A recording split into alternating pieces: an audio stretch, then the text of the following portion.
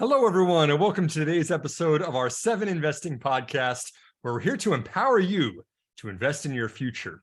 You can learn more about our 7 Investing membership, where we recommend our 7 favorite stock market opportunities each and every month at 7investing.com/subscribe, where you get started for just $1 single. I'm 7 Investing founder and CEO Simon Erickson. I am very excited about today's program. We brought in some of the smartest minds around the world to talk about semiconductors. This is a huge industry. This is approaching $1 trillion industry globally. And so we've got to look at some different perspectives on it. So not only by myself, I think we wanted to bring in some internal and external analysts for this one as well. I'm joined on the show today by 7 Investing's fellow lead advisor, Christoph Piekarski. We're also joined by Jose Najarro, who is the host of Jose Najarro Stocks, and also by Nick Rossalillo, who is the host of Chip Stock Investor. And both of them together are also working on a project called Semiconductor Investing and More. Gentlemen, it's nice to see you all here today. Christoph, are you doing okay up in Austin? Oh, never better, Simon. Although it was a chilly bike ride to campus this morning, 32 degrees, but sunny, and ended the week of classes. Things are great.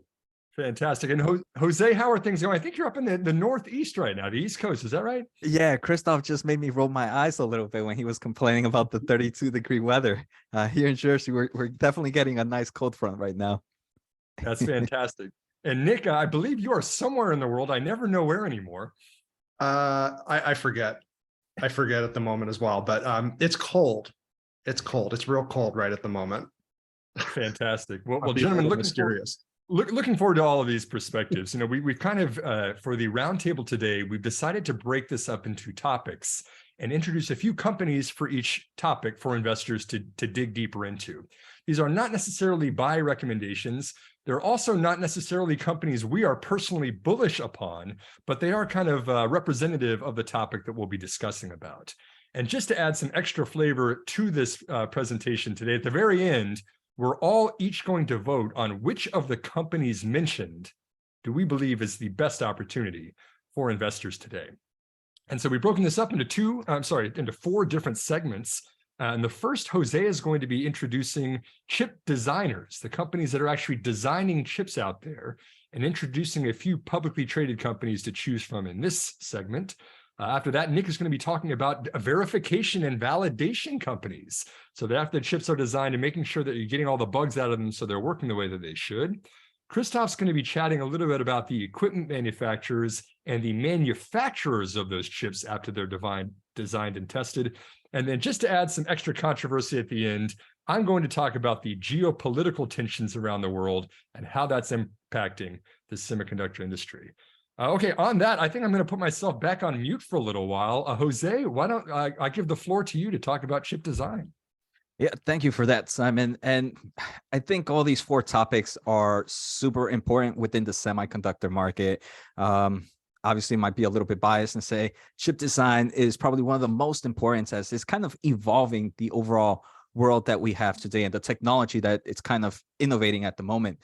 For example, these chip designer companies that I'm going to mention are companies that deal with technology that are in products like autonomous vehicles, AI, machine learning, data centers to kind of help with all these kind of computational needs that are happening around the world. So normally here in the chips design, we do have kind of companies that design mature chips, which are older style products, but then the most advanced plays as well. And the 2 companies that I wanted to bring in discussion today are AMD and NVIDIA. These 2 are very popular companies around here in the semiconductor market. I believe these are probably one of the main known. And the reason being is both these companies originally started mainly in the consumer market. I'm pretty sure if you are a gamer, if you've kind of created your own computer, if you even have a laptop or desktop, you know these 2 players because either their graphics cards for AMD or NVIDIA, or maybe AMD's kind of processors are what's powering your computers at the moment. And as kind of even the kind of computational power we need on our everyday laptops continue to increase, these companies continue to design even better processors. Every year we get either a new generation of processors, either from the CPU front or the GPU front. But now these companies, Simon and the rest of the team, they're no longer becoming consumer dependent. They're kind of entering those other spaces like I want to say for semiconductor investors now, one of the big bull cases is data centers and artificial intelligence. And this alone, it's such a, I want to say such a broad market that data centers in general can be used for numerous things. Artificial intelligence, these data centers can be powered the AI for, let's say, some of these advertisement platforms to help find the best way to kind of hit you with an ad and make sure that you become a great consumer. For all these video streaming services, it helps you kind of find the perfect show for you to watch and recommend and keep that kind of user retention on their platform. For autonomous driving, it's helping kind of understand the sensors and how a vehicle should react on real time. So AMD most recently on just a quick look on some of their data center solutions at the end of December released their 4th generation of EPYC processor Genoa, which seems to be doing great in forms of adoption right now. It's their 4th generation. Every generation the adoption has become stronger, and this is one of the big bullish cases for this company at the moment as they continue to grab market share from some of the giants out there. NVIDIA, on the other hand, is also focusing. They just released their H100 system, the Hopper, which is a GPU for data centers. And that as well continues to grow. There have been a few reports out there where the Hopper and NVIDIA continue to do well with the AI products that we're seeing already in the market. ChatGPT, that online chat engine, a lot of people are kind of forecasting how products like that can just come out of nowhere and can kind of already create a massive amount of demand for some of these computational powers. I can go on a little bit more, but before, I just want to hear some of your thoughts from some of you guys here about this market in general.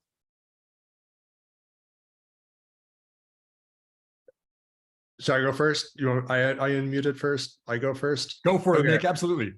Jose, I just read, I was doing a little research after we talked on our last episode of the Semi-Investing and More podcast. And I was doing some digging because I was curious about this. I remembered NVIDIA CEO Jensen Huang saying this at some point a couple of years ago during an earnings call about how at that particular time, he was talking about most of the AI market was training AI models. And now it's moving to inference. So a lot of AI models have now been trained, like your ChatGPT. Inference is now when you type in the prompt to ChatGPT and you say, ChatGPT, help me cheat on my college exam. ChatGPT, help me write a title for this podcast. And the inference is like, okay, here's the answer. And like 2/3 of the AI market are going to actually be driven by inference. The training was only 1/3. So I was looking for a rough number on that because the immediate thought is like, we've already seen so much massive growth for companies like NVIDIA and AMD from data centers because of AI. How much could there possibly be left in the tank? And it seems to be maybe quite a bit more now that these things like ChatGPT are just now starting to become commercialized. That kind of gets me excited about all those things that you were talking about, Jose, with this AI market. It's just kind of the tip of the iceberg at this point. Definitely, Nick. And I want to say you just got me excited too, because I mean, just think about it in the autonomous market or in the automotive market where a lot of these semiconductor companies are focused on. If we ever want to get into self-driving cars, all those cars are going to need those sensors and kind of be sending that information back to all these data centers. At the moment, we don't have any cars or very little, just the ones that are training in random cities. But imagine a full United States of just cars sending that information, the amount of computational power that is going to be needed when or if we get to that in the next decade. I wanted to comment too about GPT because I feel like those are the 3 letters that are going around the internet right now. You can't have a conversation without talking about OpenAI GPT right now. I mean, kind of behind the scenes of what's going on in that is this is a conversational chatbot now, right? Like Nick said, you can ask it to cheat the MBA exam, which it just did for Wharton, you know, and other things that you can get a AI response that's powered by these chips behind the scenes. You know, there are neural networks behind the scenes working these data centers, like Jose pointed out, that are so important. Fun trivia fact, for each 100-word response the GPT gives you, it costs about 3 cents in computing processing to respond each time. And that sounds like it's so cheap, right? But when you think about all of the queries and all the things being asked to this, GPT is actually costing about $100,000 per month just for the computing that Microsoft's using in Azure, that it's charging for that computational horsepower. And then, of course, Microsoft is giving a lot of that money to NVIDIA, for the A100 GPUs, and also to AMD and to other providers, those chips that are designed by these companies that are cutting edge out there. Really cool application too. GPT, one more time for anyone who didn't hear it the first. Jose, I have to ask, because I have a few of my buddies are self-styled nerds, if you will, who are working on some quantum computing stuff, and they're very much in the first line of fire using the most advanced computing. And from them, I hear something that's a rough equivalent of NVIDIA is the obvious leader in terms of, I mean, I guess everything, power, strength, and like that, there is no question. And so when I also think about the old poker adage that says the single worst hand in poker is the one that's second best, and I combine NVIDIA and AMD as two of the maybe most tempting options to invest in terms of chip design, why can you make a case for AMD that I'm not taking into consideration? Definitely. I want to say this is something that I've always questioned myself. I personally am a shareholder of both these companies, and it's like, how can I be rooting for one and also be rooting for the other one if they're kind of hitting similar markets? I want to say one thing that is important is all these data centers and computational powers, they all focus in different workloads, right? The workloads may be needed for weather, for weather forecast might be a completely different workload needed for autonomous driving. And I want to say each of these are kind of getting in different segments, and there might be also a power performance. One of them might be better in raw performance, while another one might be better in power efficiency. The other thing is AMD and NVIDIA at the moment, AMD seems to be a true leader in the CPU processor, while NVIDIA seems to be a leader in the GPU processors. Again, they all have kind of their individual workloads. In the future, we are seeing that their competition is going to start to mix a lot closer. But I do believe what's going to be the difference is all how it's the consumer itself or these data centers and how they're going to want to structure their data centers. They're going to want to have, I want to say, choices, like I mentioned, within those different workloads as well. And then the other side is outside of chip design, these companies are also kind of, while they do have similar markets, they're also hitting different markets. NVIDIA, for example, is focusing a little bit more in the software side. And you mentioned a little bit about quantum computing there. In forms of hardware, it seems like we're not really there too much, except these researchers that most of your colleagues are probably are doing that. But in forms of us getting there, it seems like it's going to take some time. But NVIDIA on the software side has created some form of simulation to simulate how quantum computing can be in the future. AMD doesn't have software solutions like that, where AMD is more focusing on kind of maybe entering the embedded market with their kind of acquisition of Xilinx. So while they do have similar market competition, it does seem like outside of that, they're also focusing in other markets where they can kind of mix well with each other. Let's use that application analogy as a great segue into the next section of our podcast here today. We've got all these cool chips that have been designed to do all sorts of neat applications out there. But Nick, I think it's probably pretty important to make sure they're working as designed, right? Making sure they're working as designed, and also maybe just getting them designed in the first place. So this company, Synopsys, that you mentioned at the outset, Simon, has its hands, I should say its fingerprints maybe all over the chip industry very quietly.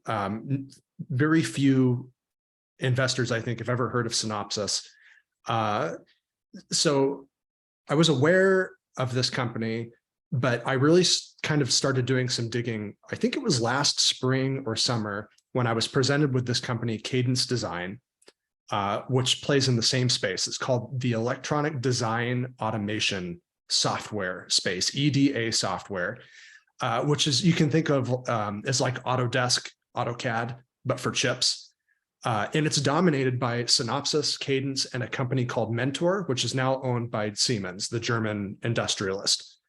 But I thought, okay, Cadence, I know who that is, but I think Synopsys is bigger. Why not Synopsys? So I started doing some digging, and sure enough, Synopsys, far and away the leader in this space. It's a software design company. They're also a little bit like ARM Computing. So that's the company NVIDIA tried to acquire a couple of years back. So they actually have like some ready to go out of the box chips that a company could patent or could license the patent on and then adjust to their needs. And then, as you said, Simon, I think this is a really critical component. Software design checks to make sure it's going to pass cybersecurity tests, to make sure that the software licensing is all good and valid. A lot of things kind of embedded in there to make sure that the software is well integrated with the chip itself, so that there's this nice seamless design process from end to end, from the hardware all the way to the end software product that we use. And I didn't ask this, Simon, before. Are we sharing screen? Can I share screen here? Go ahead, Nick. Absolutely. Okay, I'm going to throw this up and just maybe kick it your guys' direction and see. Talk it out though, Nick, if you could, for anyone who's listening to audio only, describe what you're looking at on the screen. Okay, got it. So we created two revenue breakdowns here for Synopsys. The first, time-based products, it's basically software as a service. That is close to 60% of the company's revenue, $2.99 billion. Upfront products, those are things like the patent licenses on ready to go out of the box chip designs, 1.2 billion in the last year. Maintenance and service, kind of like it sounds, maintenance and service. I've got a second breakdown here though. So 91% of the company's revenue in the last year was semiconductor and system design. Again, this is just another way to look at the revenue. So over 90% actual semiconductor and computing system design, and then 9% in that application security testing. So that segment in particular is small, but as we all know, like cybersecurity, an incredibly massive and growing need right now. And Synopsys is kind of in this position to tackle it like right from the get-go, right when a company starts designing a chip that's purpose-built for maybe a specific application. Right from the start, let's make sure the hardware is going to be good for cybersecurity. The software is not going to have any holes in it, no leaks. So this one's intriguing to me. Not the fastest growing software business you'll find, but I find it to be kind of a unique play on the chip industry because a big investor complaint, chip stocks are cyclical, software kind of more steady, slow and steady, high profit margins along the way. So we didn't discuss questions beforehand, but maybe, hit me with questions here as well. But what do you guys think of a company like this? What would you be looking for to invest in a company like Synopsys that's a software-based play on chips? It's fantastic. They built a great model. I'll take the first stab at this, Nick, as we open it up. But they built out such a nice backlog of this subscription license business that you said it's very responsive to these chip makers, right? They don't need to go out and they build these giant fabs. They're there with the software to verify what's working. Then the design part, the IP part of it, I think of these as the building blocks of chips, right? It's kind of like Lincoln Logs or Legos or Minecraft, depending on what generation you're from. But you need to have these building blocks that are in place already for designing chips. You don't need to build them from scratch all the time. The only thing I wanted to add, maybe from my perspective too, is that Synopsys has basically committed, I believe it's 80% of their free cash flow to buying back shares. They are a shareholder-friendly company that, as they have this nice business that just throws off a lot of cash, they're using it in a way that's rewarding to us as shareholders too. maybe, oh, go ahead, Jose. I was just going to make a quick point where right now, the semiconductor design is no longer just these companies like AMD and NVIDIA, right? Some of our popular companies like Apple, right, design their own chips. Amazon creates their chips for their data centers. So Tesla designs their own chips for their autonomous driving. So sometimes when we think about semiconductor companies or something like this, that in the chip design, we also got to remember that the big players are also in this space as well. That can definitely be a nice amount of customers for these software plays. Nick, I want to ask you about commodification, because I guess that's something that all investors have to be wary about. And the flip side of that, of course, is the moat. You know, what protects an investment from being commoditized? And often, you know, with things that are manufactured, there's a race to the bottom, and then companies might make great products, but the investors suffer. What is the moat that you see with Synopsys? Why can't another company say, yeah, us too? That is a fantastic question, Christoph. And frankly, it's a beef that I have with most software companies, one that I've come to have with most software companies in recent years. I think we give them more credit than they are due for what kind of competitive moat they have, because a software business is so asset light.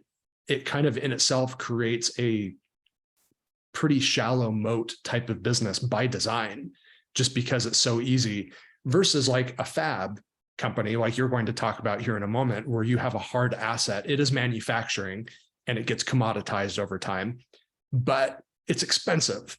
That's a barrier to entry when you're dealing with, you know, pieces of equipment that might cost tens of millions, or in some cases hundreds of millions of dollars, just the piece of equipment itself.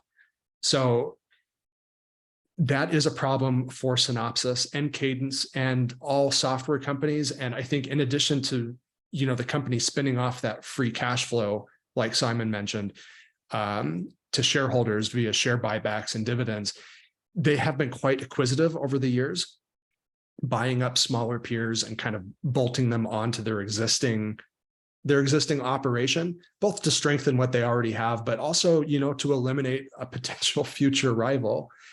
So I think that is absolutely a risk, a big risk that I won't try to explain away for Synopsys, because I think it's absolutely a real thing. We're going to move into the third segment of our podcast here in just a moment. But first, a quick word from our sponsor for today's podcast. Grab your cup of coffee as I share some words about Zacks Investment Research. Okay, let's take a moment to consider the times that we're in right now. Current economic climate has people wondering, when will this ever end? We're at record high gas prices, volatility in the market, inflation, and ongoing disruptions in the supply chain, especially for here in semiconductors. But luckily, investors have got Zacks Investment Research, which provides in-depth financial data and expert analysis to help us make more strategic investment decisions. The Fed's doing all it can to cool down inflation, and stocks have already started to respond. And when the market is gripped in pessimism, Zacks provides the invaluable resources that investors need to capitalize on volatility and to buy stocks when they're low. They'll also help you get to spot the losers, so you know which stocks to avoid or eliminate from your portfolio. Experts know market volatility can unearth great opportunities, and current conditions have done just that. So to provide value to our listeners, Zacks is providing the opportunity to download their report, 5 Stocks Set to Double, for absolutely free and with no obligation. Their experts are revealing the top 5 stocks that they believe have the best chance of gaining 100% or more over the next 12 months. Just imagine how that could affect your portfolio or your retirement savings. So fight inflation and download your free report today at Zacks.com/7investingpodcast. That's Zacks, ZACKS/7investing podcast. Let's bring it back to the program, gentlemen. We've talked about chip design. We've talked about EDA. Now let's talk about these expensive capital investments that are required to manufacture the chips. Christoph, I'll hand it over to you for this one. Simon, forgive me, but I can't help proselytizing about this book that you've heard me proselytize about so often, but it really helped me understand how we got to where we are. And the book I'm referring to is Chip War by Chris Miller. What you learn in following the history of the semiconductor industry is that because of the extraordinarily high capital intense business that is the making of chips, and out of complexity, and you end up, the history ends up consolidating into a few main players. Let's say that anybody in this business basically at some point came to the conclusion that we had best outsource this to the professionals. And let's worry about the specific thing that we're working on, right? And so out of that pattern, there arose what I think two companies at this moment in time, that if these two companies were to go away, I don't think I'm exaggerating if I said the world would kind of stop. And it sounds like hyperbole, but I really don't think it is. In other words, almost everything that we now take for granted, at least in, I would say, developed countries, runs on semiconductors, one way or another. Phones, computers, refrigerators, cars, watches, you name it, you can't do without these things. Or it's, I mean, we would go back to maybe what we could perceive as caveman days, right? And so what I think is fascinating is that given that everything revolves around semiconductors, how is it the case that two companies, in this case, I'm referring to ASML and TSMC, kind of are responsible for the entire world's, continuing to function? I think I'm trying to describe, now that I think of it, is a bottleneck of proportions that I don't know if you guys would agree with this, but I'm not sure if there ever was a time where so much depended or was concentrated in the hands of, say, just one player. So let me make this concrete. ASML makes the most, I think, complicated and expensive machinery on the planet. And I forget the details, but it's like the number of parts required to make this machine is in the magnitude of hundreds of thousands. And I think, Nick, I think it's like hundreds of millions to make some of these. And what one of these machines does, what it's trying to do is basically reduce the wavelength of light used to make the most complex chips. So as the chips increase in complexity, you need small and smaller extreme wavelengths of light, right? Abbreviated to EUVs. But to make one of these is basically you can't. Nobody can do this except for the one company, ASML. So from an investor standpoint, you kind of have to, step back and think like, how is it possible? Two, what are the consequences of there being such a bottleneck? And three, what prohibits this from being an extraordinary investment when there is nobody else literally that could do this? So what prevents a company like this that has such a position of power from, say, raising prices? Or, all the other things that come from an uninhibited monopoly, I guess. I don't know how else to say that. To paint a secondary picture, and Simon, I'm sure, no doubt you'll continue in this narrative. TSMC is a fab that doesn't have this one and all monopoly, but it is such a significant player that should TSMC basically say we're no longer in business, companies like Apple would be in very, very bad shape. The issue there is that unlike ASML, which is securely located in Western Europe, TSMC is in the crosshairs of, from the Western standpoint, could be labeled as an aggressive authoritarian regime, which is not shy about sending in warships into the canal between China and Taiwan, saying, yeah, we know the world runs on this factory on this island, and by the way, we believe the island belongs to us.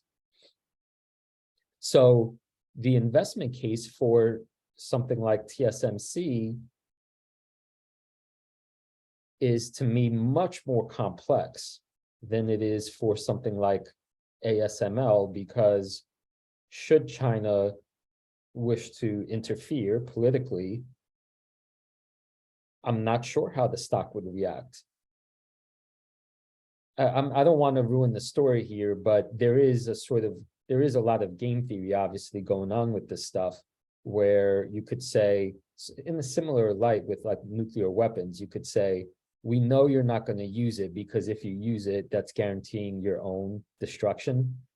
And so China too runs on everything that TSMC produces. So were they to compromise the integrity of that fab, it's lights out for them as well. So it gets real complex real fast, but all of which is to say, anyone investing in the semiconductor industry, I think, needs to first begin to admit how precarious all of this is.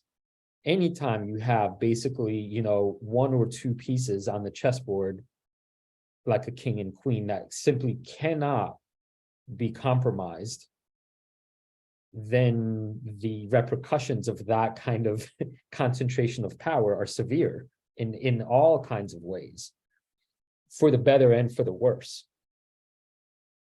So I think I'll leave it there for now and see what you guys have to say about that high level view. Would anyone like to comment about the better or the worse, you know, the comedy or the tragedy of the story? It's some great points that Christoph brings up. It's a mic drop is what that was. It is a very weird situation, Christoph, especially the TSM situation. Yeah, I don't think it is hyperbole. It would, if for some reason that disappeared, TSM's chip making capabilities disappeared or were taken out, yeah, it would reset society as we know it back quite a ways. And it's, well, not like it would reset us back to the 70s either, because that old hardware has been ripped out and replaced by the new stuff that if you removed it, you know, there's no fallback for a lot of it, as far as I'm aware. But ASML is an incredible company. And I think you made the point about it has the benefit of being kind of a safer haven, being located in the Netherlands, but still you get all of that power flowing through it. And it's kind of the enabler of TSMC. So like if you're an investor and you're worried about geopolitics, you're not completely exempt from it with ASML stock, because they rely on Taiwan semi-manufacturing buying their stuff, but you get a lot of the geopolitical risk removed from the equation. It's interesting that you pair them up together. It's an interesting little contrasting situation, two sides of the same equation, very, very different geopolitical situations for the two companies. Yeah, definitely, Nick, if I may add on to this, it's definitely a pretty interesting time for TSMC at the moment, right? They're in a very tricky situation where a lot of their customers are now seeing this kind of geopolitical risk, where maybe they might be like, hey, okay, we'll give you 70% of our workload, and we'll probably dish out the another 30% to maybe your competitor, just in case just in case some of these risks might happen. And we have discussed this, Nick, before, right, on our podcast, where we are seeing TSMC being a little bit more aggressive in international expansion, especially in the past few months, as we are seeing kind of this growth in incentives globally. Here in the United States, right, we have the CHIPS Act. In Europe, we're seeing similar places, expansion in countries like Japan as well. But it's a tricky play, right? Because this is a very expensive market, and to build these fabrication plants is pretty expensive. It is pretty risky in financials one way or another. So I want to say it's very tricky for TSMC, where they need to kind of be able to ease the risk of their customers' mind, where like, hey, we don't worry, we have these fabrication plants all over the world as well, where you don't have to worry about that. But then they also have to do it in a way where investors are going to be like, okay, it's good that you're doing that, but let's be careful with that capex that you're spending this year or next year or so. It's definitely a tricky time. I wouldn't say I'm bearish on the company. I'm not. I believe this is a strong holding, but there's definitely some things to keep in mind when looking at a company like TSMC. And I'd like to chime in and talk about the risk versus reward continuum, and why both of these companies are outliers to what you would expect to see. Generally, as companies get larger and larger market caps, more customers, monopolies in their field, that decreases the risk for an investment, right? If you are talking about a company that's got more than 50% global market share of semiconductor manufacturing, which Taiwan Semi does, or a company that has 100% global market share in extreme ultraviolet lithography like ASML does, you would think, wow, super low risk, right? This is a fantastic company. But again, because of the things that Christoph mentioned, they are not super low risk investments anymore. There are so many people that understand we don't want to go back to the Stone Age. And these are the two companies that are really controlling the production of semiconductor manufacturing globally. TSMC is Taiwan Semiconductor Manufacturing. That's in Taiwan, obviously. And they're trying to branch out in different locations. I think it's a great point you bring up, Christoph, of how important these companies are to everything. It might be the perfect segue for me to chat a little bit more about geopolitical risks in the final segment of this. In addition to everything that Christoph did mention, which is very, very true, we have another interesting player in this portion that I want to introduce, named Intel. Because Intel has been around since the dawn of the semiconductor revolution, right? Since the 70s and Gordon Moore and Moore's Law, Intel was the company that kind of scaled up computing power and made it possible for electronic devices and then computers and now cloud computing and now artificial intelligence. This is a company that's been around for half a century doing its thing in various capacities. But Intel has also been kind of attacked from all angles, right? Competitors that are trying to design more efficient chips, like we talked about in the first part of the program, that are trying to control different parts of the process, as we talked in the second segment, or trying to manufacture them more efficiently, as we talked about in the third. And somewhere in the middle of all this, Intel still continues to be a publicly traded investment opportunity. And we've got to size this up objectively as investors and say, okay, here's Intel, $100 billion company right now, off of its peak, certainly. It designs its own chips. It's using a lot of them internally, its own processors, but it's also kind of opened up this new Intel Foundry Services Group, which is approaching about $1 billion in annual revenues. And it's just gotten some nice funding from the United States government. The CHIPS Act has earmarked $50 billion, about $52 billion for the US to be globally competitive, not only in R&D for semiconductor manufacturing, but also for the CapEx that's required for building out these extremely expensive fabrication facilities. And Intel went and it grabbed $3 billion immediately to set up a new fab up in Ohio. This could be a mega fab, as it's being described. It could cost over $100 billion when it's finally completed. What is Intel trying to do with this? Well, it's certainly trying to woo American chip makers and chip designers to produce devices on American soils. It's already going after Qualcomm. It's already gone after MediaTek. It's gotten both of those customers on board. It's continuing to go after the prize here, the holy grail, which is Apple, of course, and woo away those contracts from Taiwan Semiconductor to produce them in Intel's fabs. It's going to be an interesting one to keep an eye on. Again, Intel is now selling at 9 times earnings. So it's incredibly cheap. It's got an incredibly long list of problems that it's facing. It's got capital constraints. It's wanting to fund a lot of different things at the same time.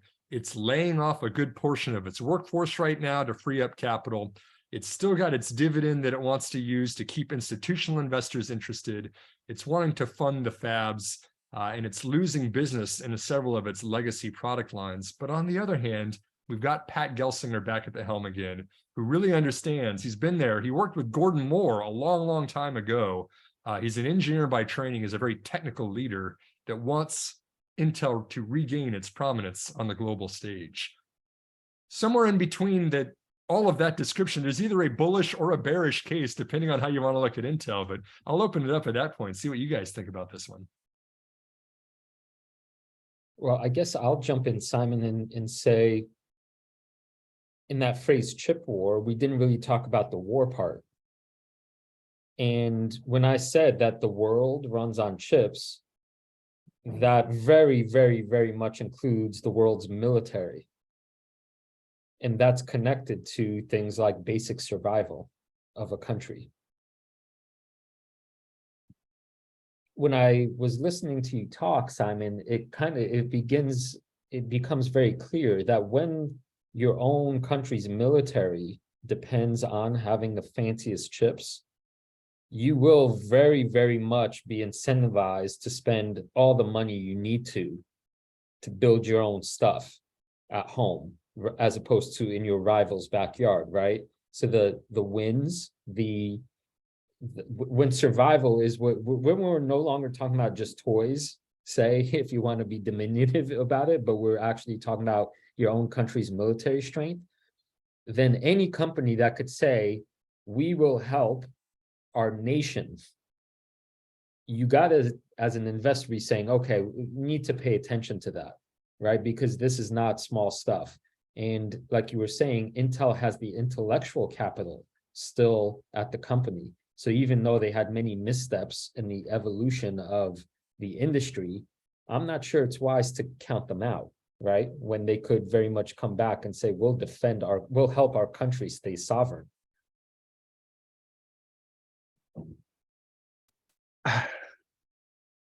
Jose, I keep dogging on Intel on Jose's podcast too, and I'm probably gonna have like a mugshot with darts stuck in it in someone's office at Intel at this point. But I worry about that, Christoph. Maybe you can weigh on this. I one of the things I worry about is maybe I'll borrow your illustration from poker earlier. I feel like at this point, Intel's like playing for the side pot. TSMC's already like got the best hand. And like Intel's playing for like the side pot with Samsung to maybe take second place, and third place is like not going to exist. And they're behind. So I don't know. And I worry that even if they do catch up, what we don't know at this point is because so many countries are all trying to reshore that chip manufacturing as part of this chip war that's going on. Even ASML has said in a decade, the industry is going to be facing an overcapacity manufacturing situation. So some of these chip fabs, they could be all scrambling for market share because governments are doling out the cash for it and saying, here, bring your fabs to us. That in a decade's time, will these fabs even be all that profitable like they are right now in this moment in time? So maybe Intel does win that side pot, but what if it's like pittance? And they've done all of this work and thrown all this money after what's really not going to be that great of a deal. I don't know. That's my concern with Intel and the geopolitics that they're playing right at the moment. I want to come back. Oh, go ahead, Christoph. Yeah, go ahead. I think you're right, and maybe my counter to if it's, I'm not sure I could even call it a counter. It is this feeling I have about the value of intellectual capital, and that because this stuff is so extraordinarily complex, that the assumption is if you take the brightest minds, put them all in the same room, might they innovate to the next, new thing, so that they kind of get out from they could both theoretically catch up and potentially make something new. I think that's the way I would be thinking of it, kind of like what Tesla is starting to do. There is no second place, really. As Elon said yesterday, you could only see second place with a telescope. Well, Intel seems, despite failing to take into consideration the innovator's dilemma from the 90s and the aughts, is it possible that they could re-innovate the fab so that it isn't a second best, it actually becomes world class? It seems like that's a possibility, right, Simon? From a investor's standpoint. So I want to jump in and answer this and nerd out for a little while. So please take a nap for the next 20 minutes if you're tired, because this will certainly make your eyes glaze over. But there is an important technical term for anyone listening. It's called process technology. And this is the IP that goes into manufacturing processes. So super important for companies like Taiwan Semiconductor or Intel, who's actually manufacturing the chips. Samsung and Taiwan Semi right now are the two-horse race, or the people at the table holding the aces, because they have embraced extreme ultraviolet lithography. They embraced ASML's lithography machines when Intel did not years ago. And so what happened, they were actually able to make 7 nanometer or smaller transistors on their integrated circuits, and they won the most lucrative contracts from Qualcomm, from Apple, from anybody who needed to have as much computing as power as possible in their chips. That pushed them to the front of the race. And now Intel, interestingly, is catching back up and saying, okay, yeah, hey, we can't just keep going on the same path. We've got to take a much more drastic measure if we want to be globally competitive. And guess who's placed the very first order for ASML's newest line of high numerical aperture machines that cost $350 million a piece? The first order that will be delivered next year is going to Intel's newest fabs. So it's not the Intel perhaps in the future of the Intel of the past. To answer your question, Christoph, I think they recognize they've got to do something to stay globally competitive out there. So I think that, to keep this short and sweet, we're right at about an hour, short and sweet, an hour podcast. It shows you how much we could talk about this, but we've got a collection of companies, and hopefully we help describe the semiconductor value chain and the different segments and how complex all of this truly is. And to remind everyone listening of everything that we discussed, we're now going to vote. Each of us is going to vote just briefly on the 1, 2, 3, 4, 5, 6 companies that we mentioned. Which of these do each of our panelists believe is the most compelling investment opportunity right now? We are not keeping score. We're not going to have anything other than bragging rights for the winner on this. But just to recap, we had NVIDIA and AMD, both mentioned as chip designers. We had Synopsys, which was a software verification provider. We had ASML and Taiwan Semiconductor as the providers of lithography equipment and the chip making manufacturer. And then we had Intel, which does a little bit of everything. Jose, I see on my Zoom screen here, you are the farthest on my left. I will start with you. Which of those 6 opportunities is the best investment today? Oh man, today I think my answer would have to be AMD at the moment. I'm a huge growth style investor, and I do believe the potential is there. I think though, just quick asterisk, if you would have asked me a month ago, my answer would have been NVIDIA, but that company has seen such a crazy run up in just the past 30 days that I think for that reason alone, for today, it would be AMD. Love it. And anyone listening to this podcast today is January 26, 2023. Nick, I'll come to you next. Which of those 6 is your favorite investment opportunity? I hate only being able to pick one. We can't be nuanced here. Okay, well, if I open up my portfolio, my money says NVIDIA. So that is my top holding as of the moment. So if I say anything else, I'm not being honest. One for NVIDIA, two votes for the chip designers, Christoph. Who are you going to go with as your top idea of the list? I'm gonna eat my own cooking, Simon. I was so persuaded by my own speech. I'm like, oh man, I'm really smart.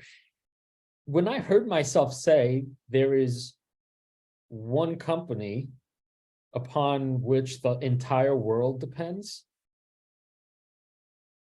I don't know in investing how many times you get to say the whole world depends on just one company. So ASML, and I'm thinking, you know, in terms of like 20 years, how I'm ignoring the fact that it's already a huge company. I'm ignoring price per share. I'm ignoring multiples and valuation. And I'm just thinking, like, if there is only one, and there can't really, as far like there really is no way to become a number two, then that's a moat. Warren Buffett, I don't know, does Warren Buffett own ASML? I can't, like, that's his number one criteria. Not really. until he listens to this podcast, Okay. Christoph, then he's going to change his mind. So ASML it is.